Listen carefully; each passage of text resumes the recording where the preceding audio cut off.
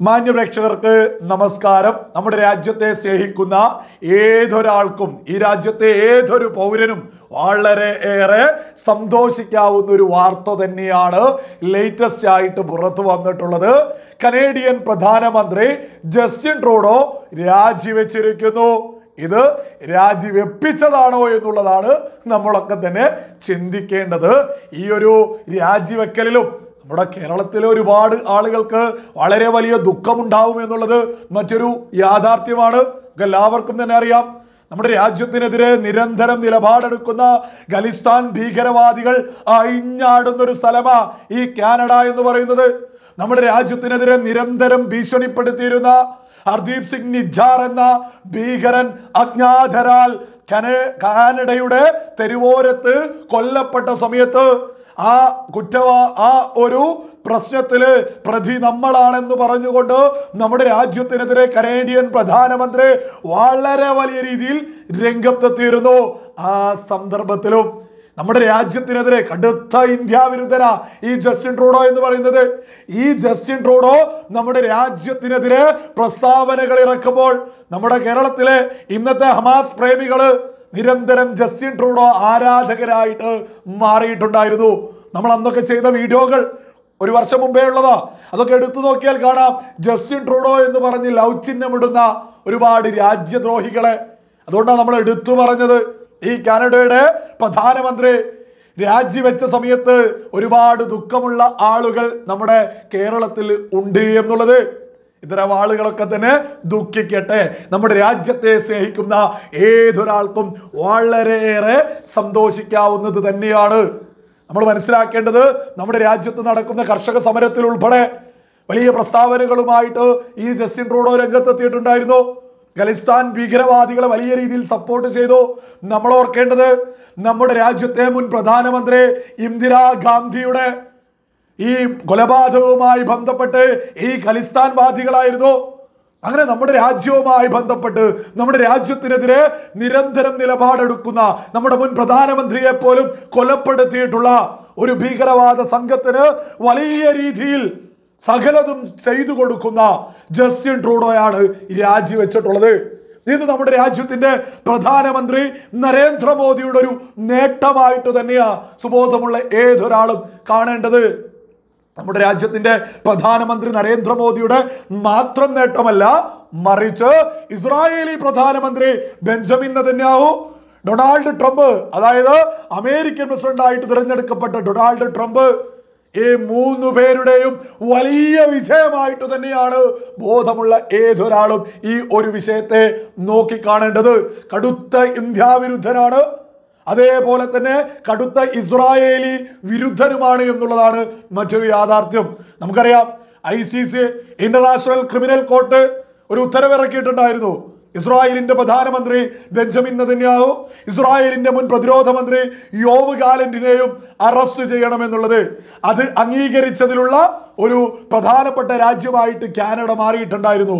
കാനഡയുടെ ചരിത്രത്തിൽ അത്തരത്തിലൊരു ഇസ്രായേലിനെതിരെയായിട്ട് കടുത്ത നിലപാടുമായിട്ട് കാനഡ ഒരിക്കലും രംഗത്ത് വരാറില്ലായിരുന്നു.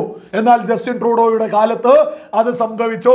ഈ ജസ്റ്റിൻ ട്രൂഡോ മാധ്യമങ്ങളോട് സംസാരിക്കുന്ന ഒരു അവസരത്തിൽ ഒരു മാധ്യമ പ്രവർത്തകന് ഈ ജസ്റ്റിൻ ട്രൂഡോയോട് ചോദിച്ചോ, ഈ ഇസ്രായേലി പ്രധാനമന്ത്രി ബെഞ്ചമിൻ നെതന്യാഹു കാനഡയിലെത്തിയാൽ അറസ്റ്റ് ചെയ്യുമോ എന്ന്.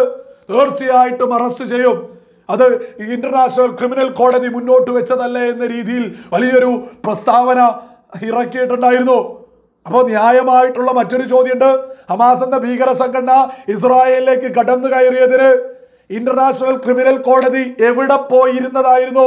ഹമാസിനെതിരെ ഒരു പ്രസ്താവനയും ഒരു നിയമവും ഇറക്കാതെ എന്നുള്ളതാണ് ബോധമുള്ള ഏതൊരാളും ചോദിക്കുന്നത്. ആ ചോദ്യത്തെ മറന്നുകൊണ്ട് കനേഡിയൻ പ്രധാനമന്ത്രി ഇസ്രായേലി പ്രധാനമന്ത്രിക്കെതിരെ വലിയ പ്രഖ്യാപനം നടത്തി. മാത്രമല്ല, അമേരിക്കക്കെതിരെയും ചൊറിയാൻ പറ്റുമ്പോൾ ചൊറിഞ്ഞു. ഡൊണാൾഡ് ട്രംപ് കൃത്യമായ ഒരു നീക്കം നടത്തി. ടാക്സ് വർധന, കാനഡക്കെതിരെ കൃത്യമായ ടാക്സ് വർദ്ധിപ്പിക്കുമെന്നുള്ളൊരു പ്രസ്താവന നടത്തിയിട്ടേ ഉള്ളൂ. കാനഡയിൽ വലിയ ഇളക്കങ്ങൾ സംഭവിച്ചു. ലിബറൽ പാർട്ടി തന്നെ രംഗത്തെത്തിയിട്ട് രാജി ആവശ്യപ്പെട്ടതാ. ലിബറൽ പാർട്ടിയിലെ ആളുകൾ രാജി ആവശ്യപ്പെട്ടു. അവരുടെ പിന്തുണയില്ലാത്തത് കൊണ്ട് തന്നെയാ കൃത്യമായിട്ട് ജസ്റ്റിൻ ട്രൂഡോ രാജിവെക്കേണ്ടി വന്നിട്ടുള്ളത്.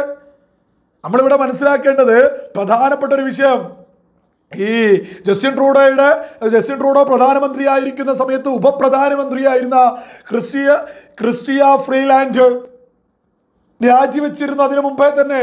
എന്നിട്ട് കൃത്യമായിട്ട് മുന്നോട്ട് വെച്ചിട്ടുണ്ടായിരുന്നു, കാനഡയിൽ കടുത്ത സാമ്പത്തിക പ്രതിസന്ധിയുണ്ട്, മാത്രമല്ല അമേരിക്കയും ഇന്ത്യയുമായി ബന്ധത്തിലുള്ള വിഷയങ്ങൾ അവർ ഉയർത്തി കാണിച്ചു. അത് അംഗീകരിക്കുന്നില്ല അവർ പോലും. നമ്മുടെ രാജ്യവും അമേരിക്കയുമായി ബന്ധപ്പെട്ട് വിഷയങ്ങളുള്ളത്, പ്രശ്നങ്ങളുള്ളത് ഒരിക്കലും അംഗീകരിക്കുന്നില്ല എന്നുള്ളത് ഇതിനു മുമ്പേ രാജിവെച്ചിട്ടുള്ള ഉപപ്രധാനമന്ത്രി ജസ്റ്റിൻ ട്രൂഡോക്കെതിരെ കൃത്യമായിട്ട് മുന്നോട്ട് വെച്ചിട്ടുണ്ടായിരുന്നു. ഇതൊക്കെ ബോധമുള്ള ഏതൊരാളും ഇത്തരം വിഷയങ്ങൾ നോക്കുമ്പോൾ നമ്മുടെ രാജ്യത്തിന്റെ വിജയമാണ്, ഇസ്രായേലിന്റെ വിജയമാണ്, അമേരിക്കയുടെ വിജയമാണ് ഈ ജസ്റ്റിൻ ട്രൂഡോ വീണത് എന്നുള്ളതിൽ ഒരു തർക്കവും ആർക്കും തന്നെ വേണ്ട. ഈ ജസ്റ്റിൻ ട്രൂഡോയൊക്കെ നമ്മുടെ രാജ്യത്തിനെതിരെ നിൽക്കുന്ന ഖലിസ്ഥാൻ ഭീകരവാദികൾക്കായിരുന്നു വലിയ പിന്തുണ കൊടുത്തിട്ടുണ്ടായിരുന്നത്.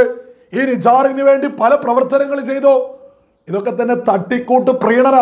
ഈ പ്രീണനം നടത്തി മുന്നോട്ട് പോകുന്ന സകലരുടെയും ഗതി ഇത് തന്നെയായിരിക്കും. നമ്മുടെ രാജ്യത്തിനെതിരെ നിന്നിട്ടുള്ള ഒരു പ്രധാനമന്ത്രി രാജിവെച്ചിരിക്കുന്നു എന്ന് പറയുന്നത് അത് നമ്മുടെ രാജ്യത്തിന്റെ വിജയമാണ് എന്നുള്ളതിലൊന്നും ഒരു തർക്കത്തിനും ആരും തന്നെ മുന്നോട്ട് വരേണ്ട എന്നുള്ളത് തന്നെയാ ഈ രാജ്യത്തെ സ്നേഹിക്കുന്ന ഓരോ ആളുകൾക്കും മുന്നോട്ട് വെക്കാനുള്ളത്.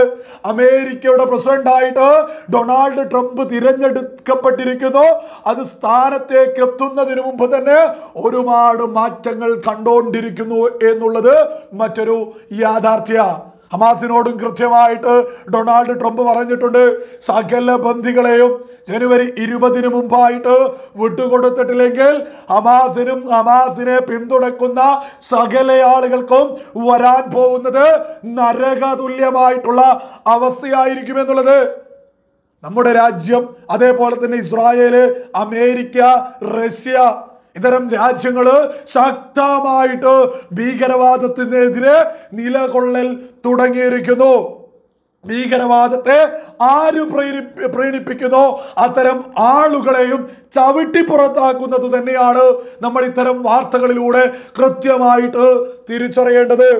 നമ്മുടെ രാജ്യത്തെ വിഷയങ്ങളിൽ അനാവശ്യമായിട്ട് ജസ്റ്റിൻ ട്രൂഡോ ഇറങ്ങിയ അന്നു മുതൽ തന്നെ നമ്മളൊക്കെ തന്നെ ഇത് പ്രതീക്ഷിക്കുന്നുണ്ട്. നമ്മൾ അന്നൊക്കെ തന്നെ പറഞ്ഞിട്ടുണ്ടായിരുന്നത് വരുന്ന ഇലക്ഷനിൽ ജസ്റ്റിൻ ട്രൂഡോക്ക് ഒരു രീതിയിലും മുന്നോട്ട് പോവാൻ സാധിക്കില്ല എന്നതായിരുന്നു നമ്മളൊക്കെ തന്നെ മുന്നോട്ട് വെച്ചിട്ടുണ്ടായിരുന്നത്. എന്നാൽ ആ ഇലക്ഷൻ പോലും കാത്തിരിക്കേണ്ടി വന്നില്ല ജസ്റ്റിൻ ട്രൂഡോയുടെ സ്ഥാനം പോവാൻ എന്നുള്ളത് സകല ആളുകളും സന്തോഷത്തോടു കൂടി തന്നെ തിരിച്ചറിഞ്ഞോളൂ.